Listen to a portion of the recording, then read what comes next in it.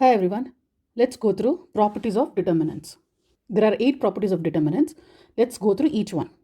First thing is, we should not be mugging up any of these determinant properties. There is no need to mug up. We just have to take this as a problem and solve it. So the first property is, the value of the determinant remains the same if the rows and columns are interchanged. So for all of the properties, first thing is, you will have to take this matrix. Say A1, A2, A3, B1, B2, B3, C1, C2, C3 for all of the properties. You start from this particular step where you take this as the matrix and this is determinant 1. Now, once we assume that this is the matrix, we calculate the determinant, right? How do we find the determinant? Take the first row elements, that is, take the first element, multiply with the elements after ignoring first column and first row. Then take the second element, multiply with the elements after ignoring first row and second column.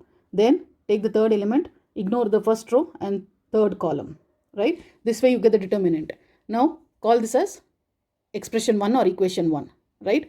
Now what is that we have to prove? So as a second step, we will have to interchange the rows and columns. So whatever rows are here, we will change them to columns. So we have A1, A2, A3 as a row here, we will make it as a column. Similarly, B1, B2, B3 as a row here, and we'll make that as a column. So after interchanging all the rows and columns, we again find the determinant. Then we check that both of these determinants should be equal, right? If you look at these terms, it should be same. So here the terms are same. Since the terms are same, we will say that determinant 1 is equal to determinant 2, and hence the result is proved. Let's go to property number 2, which tells that determinant changes its sign when any of its rows or columns are interchanged. That is, you interchange one of the rows, right? So you put the first row in the second row, right? And then calculate the determinant. First step, what is step 1? Take this matrix, calculate the determinant. Step 2, interchange the first row with second row, calculate the determinant. When you calculate, you will get the same terms, except that the signs would have been reversed. For each of the terms, the signs would be opposite here. So you take minus as common outside. Once you take minus as common outside, you will get the terms which are same as these terms. So this way, you will say determinant 2 is equal to minus of determinant 1. That is nothing but determinant 2 is equal to minus determinant 1. So hence, we will write the conclusion, which tells that determinant changes its sign when any two of its rows or columns are interchanged. Remember to write the conclusion for each of the properties. Now let's take property number 3. The value of determinant is 0 if any of its rows or columns are identical. So in this case, we directly make the rows, the first two rows as identical, right? And then calculate the determinant. If you observe, they will get cancelled, right? And you will get the determinant as 0. And then finally, let's write the conclusion. The determinant is 0 when any two rows or columns are identical. Let's go to fourth property. Fourth property is about scalar multiplication, right? A scalar is nothing but any value. So if any of the elements of any row, if the elements of any row or column are multiplied by a scalar, say some value k, right? Then the value of the new determinant is k times the given determinant. That is, so whatever determinant you get, you will get that scalar times of the determinant, right? So you first take the step 1. Step 1 is to assume that this is a matrix A1, A2, A3, B1, B2, B3, C1, C2, C3. Calculate the determinant. Come to step 2.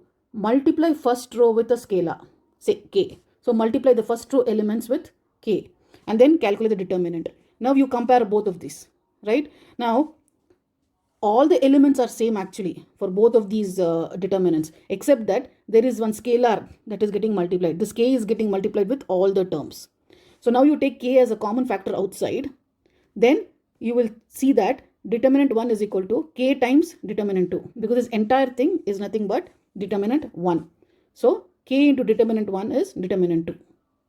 Then let's write the conclusion. So if you notice, all of the properties are nothing but they are like problems. We'll have to solve them like problems. There is no need to memorize any of these. Now let's come to fifth property.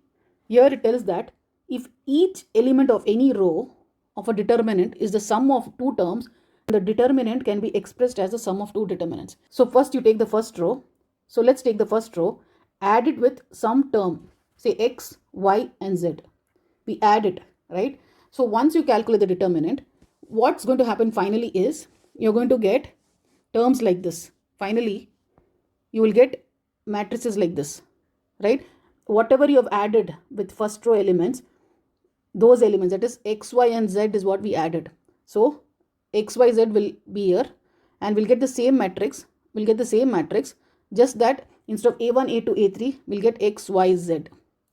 So this is what we'll have to prove.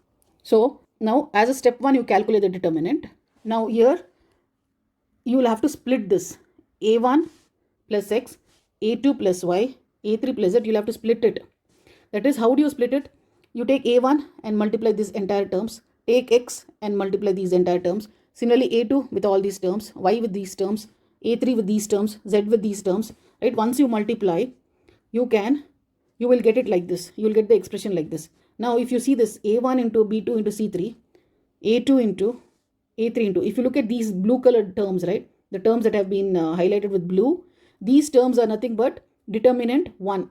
If the matrix is like this. So if you saw in all the earlier properties, if the matrix is like this, a1, a2, a3, b1, b2, b3 and c1, c2, c3, then the determinant is like this, right? So what we will do, since we have got the determinant here, we are going to reverse engineer and we are going to write the matrix here, right? We're going to write this matrix here. And then we are left with 3 more expressions, which is with x, y and z. So we just write x, y, z and copy the second row and third row. If you calculate the determinant for the second matrix, you will get these 3 expressions. And if you calculate the determinant for this matrix, you will get these 3 blue color highlighted expressions. Instead of having those lengthy unnecessary steps, we can directly write that these blue color terms are this matrix and this x, y and z related terms are this matrix, right? And then write the final conclusion. Now let's go to property number 6. If each element of a row is multiplied by scalar and added to the corresponding elements of any other row, then the value of the determinant is unaltered. So basically what we have to do is, we have to take the second row. To the second row, we multiply some scalar say k. So it will be k into b1, k into b2, k into b3. Then we add this kb, kb1, kb2, kb3 to the elements of the first row. We take the first row and add these elements, right? Now, as a step 1, we assume that this is the matrix, right? In every property we do this. We assume that this is the matrix and we take matrix 2 as this one. Now, what we have to do is, we have to split this. We have to split this, right, into 2 matrices. We have to split this into 2 matrices. So, in the earlier property, we'll have to use all the previously used properties to solve this. This is the only property which is slightly lengthy in the list of 8 properties, right? You'll have to remember all the earlier properties for this. Property 4, property 3, property 5. So here's the property 5, right? Here's the property 5. When you have something like this, when you add some term to the elements, you can separate this into 2 matrices. One is with a1, b1, c1. And one with x, b1, c1. That is, you can split the matrices into 2. So we'll have to use this property in the property number 6. So we split this into 2 matrices, right? So we'll write it as a1, b1, c1. And then another matrix would be kb1, b1, c1. So it will be like this. By property 5, we'll split it up and say this is one matrix and this is one matrix. Now, we also saw there was another property, that is with scalar. When you multiply any row with scalar, then you can write it like this, k into this matrix. You can split it again here. You can put k outside. You can take k as common, right? You can take k as common and put these elements like this. So now you have this matrices. One more thing to observe here is, these 2 rows are identical. And we have a property which says that if rows are identical, then the determinant is 0. So directly this becomes 0 and then we are left with this matrix. So this matrix is nothing but the first matrix that we had assumed, this one. So we put that here, we substitute this here. So ultimately, determinant of matrix 2 is same as determinant of matrix 1. And let's put the conclusion. Now let's go to property number 7. This is a simple one. If all the elements of a particular row or a particular column are zeros, then the determinant is 0. So whatever they have told, let's assume that we have a matrix where one of the row or one of the columns is all having zeros. So you just calculate the determinant and it will become 0. Write the conclusion. This is the last property. This is also a simple one.